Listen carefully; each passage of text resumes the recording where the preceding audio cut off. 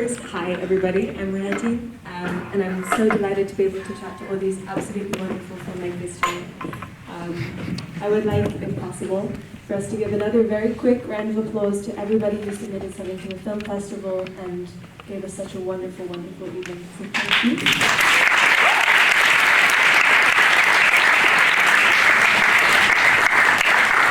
We're a little bit short for time tonight, so anybody who wants to respond to any question, just put your hand up and we'll pass the mic around.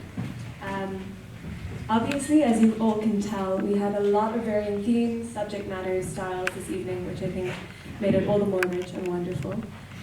But for me, one thing that really, really stood out was this kind of sense of varying degrees of intimacy throughout all of the films. And for me, that was really conveyed through a number of different ways, but like the use of voice where the narrator was placed. Also like this idea of disjointedness that came up in a lot of the films, and also the positioning of the viewer.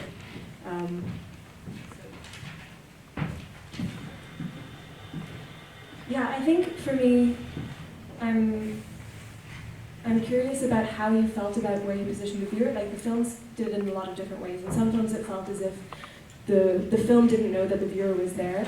In some films, you were really in the middle of the community that was being included, and you were really in the middle of it all, or you were being directly addressed by the narrator.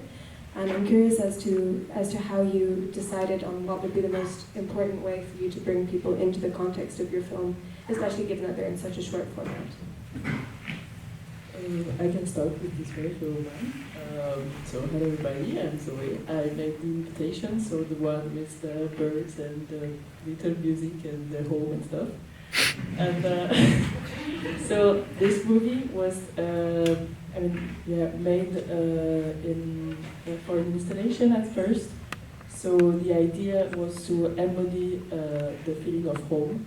So the goal is to talk to the person who's watching the film and to tell them, please, now is the moment more than ever to feel at home. So it's like you couldn't talk more to the audience than that, I feel like. And it's using it's talking to the you, so second person of pronounce you. I don't know how to say that in English, but yes, that is it. Someone has something to say, maybe? If not, I have a follow-up question. We're moving swiftly along tonight. I'm curious then as to whether you think that the kind of level of intimacy at which you hold your viewer, whether that's more an element of your style as a filmmaker, or whether you think it's more project-specific, kind of where you place that narrative voice. Okay, I can say something. I think it's definitely a way that I want to apply in any project, because I think details really tell a story. I think as a story to tell, you have to show the details, because that's really what is completing of the story as a whole. I mean, I think in my case with the School Group as Collective, of course it was, I mean, I had to do it because it's the only way to show it, of course, and to invite the viewer to the story, to step into the lives of the dancers that you saw in the film. I had to take it to a bigger level. I think details and small moments are really powerful to tell a story. Yeah, absolutely. I think in your case specifically, you said it's the only way to tell it. I disagree. I think that it's very much a mark of you, because in a lot of these kind of films where it's like you're really rooting for the people in it, it's like a heartfelt, it made me cry, by the way, very emotional, very beautiful. But I think in a lot of them it all leads up to this big moment of the first dance, for example, and then not shown in its entirety in this production. But that never happened. You never see the entirety of the dance in your film. It's all about the community that was built around it. And I think that that's probably more a marker of you than of the project specifically. But was that a decision that you took actively? Yeah, because during the process, I started to make this choreography, but for me it was really important to tell the story around it, because for me that's the real thing that you want to convey to people and want to tell. So the choreography and the dance in this case is just a tool, of course, but the real story is behind the scenes and like the rehearsals and everything. So, I mean, I wouldn't say it was a choice on beforehand, but it along the way became a choice because I realized this is the real thing that I want to show, not only the actual dance. So yeah. Thank you. Yeah, I mean, I could talk about all these films for a very long time. But Sean, I'm also curious in your film as to how that voice comes to be, because it's essentially you and James, the person in the film, and as a viewer you almost feel a little voyeuristic. There's the closing of doors, it's very intimately shot, and I wonder how setting that up was for you, this relationship building with James, to allow the viewer to be so close to it all as well. Yeah, quite difficult actually. He only agreed to the interview if I appeared in Long Island. So yeah, it was actually just really difficult because he just evades all my questions that I've ever asked him. And even when I was there, he was still evading them. So yeah, maybe the camera is like very close and personal, but still don't really understand him. I've met him in person now. So yeah, it was still very tricky to enable that to happen. Yeah, I think another thing that came up, this is a question open to absolutely anybody, for me was this idea of disjointedness, or, I mean, I could say contrast, I'm going to be semantic about it. But I think this idea of, kind of a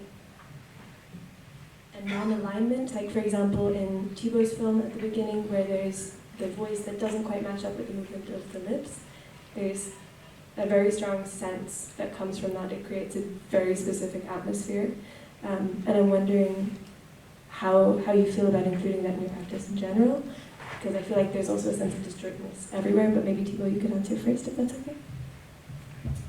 So for me, I mean, the whole movie is about someone that doesn't feel good with himself, and he tries to escape that feeling. It doesn't feel good, especially because he sees that it doesn't match with the idea of what social media tells him who he has to be. So the whole movie is like someone being disconnected with himself and disconnected from his own reality, which is just someone sitting and fantasizing in his room. And that's why the voice of his mom is like constantly breaking this, and I found it to be the way to show that through the movie. I don't know how it came through, but I guess it came through.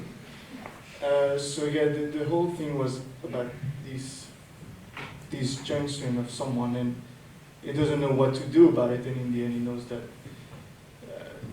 he can't really escape it that easily. Yeah, absolutely. I think this idea of disjointedness maybe also could be phrased as non-linearity, and I think that pops up in a lot of these films, maybe more so than in films that you might usually see in the cinema. Like even Zoe, your film, I felt had a similar thing where you're in this first-person perspective. It feels like you're really looking at it all, but then the narration is speaking to you. And then again, in Maria's film about the farm as well, there's this natural approach to farming that's disjointed or broken up by the more technical aspects, I suppose. So I'm wondering how you relate that kind of thing to your practice as well, for anybody. Okay, I think for me specifically of this project, I think I wanted the film itself, like the materiality of the film, reflecting that, like, let's say, tension between what is just to look and observe and also like touch, and that's why I also create like this little world in my own room. And yeah, compared to what you're saying about the technical and technological, like let's say, invasion of knowledge.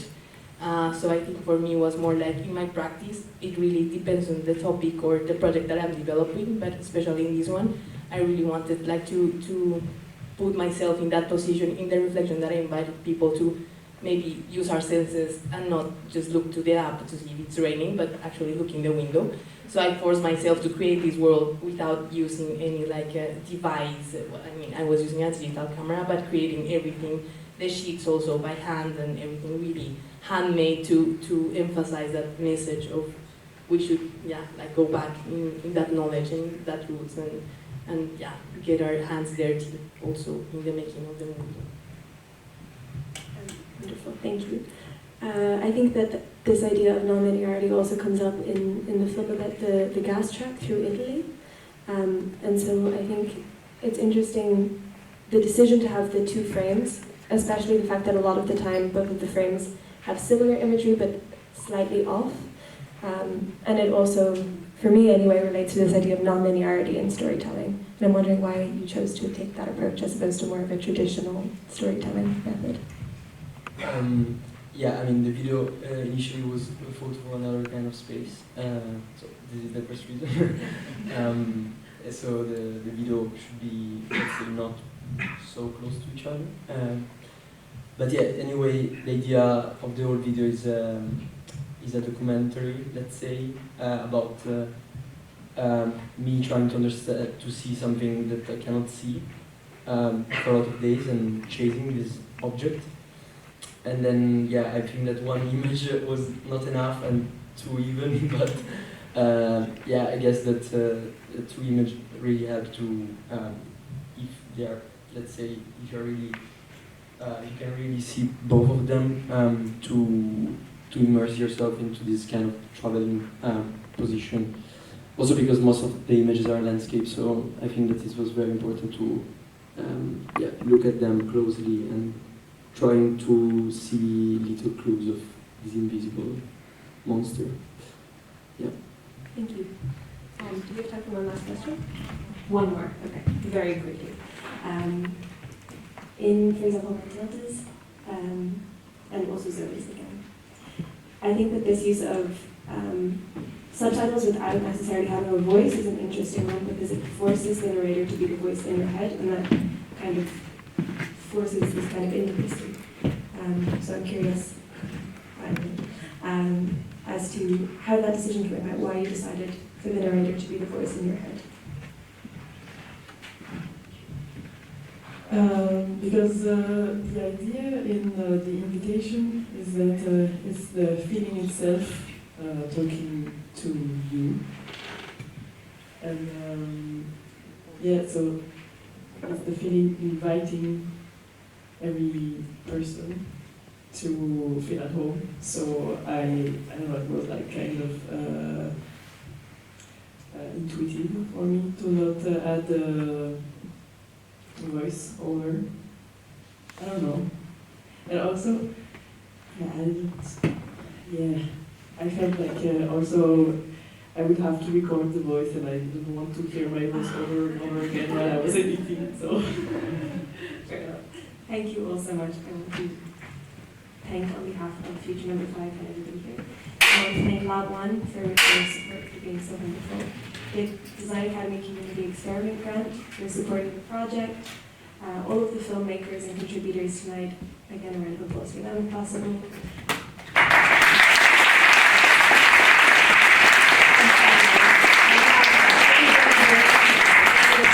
Filmmakers, we want to thank Future Number 5 for organizing this, for putting in so much work, setting it all up. It has been such a wonderful evening. Thank you all so much.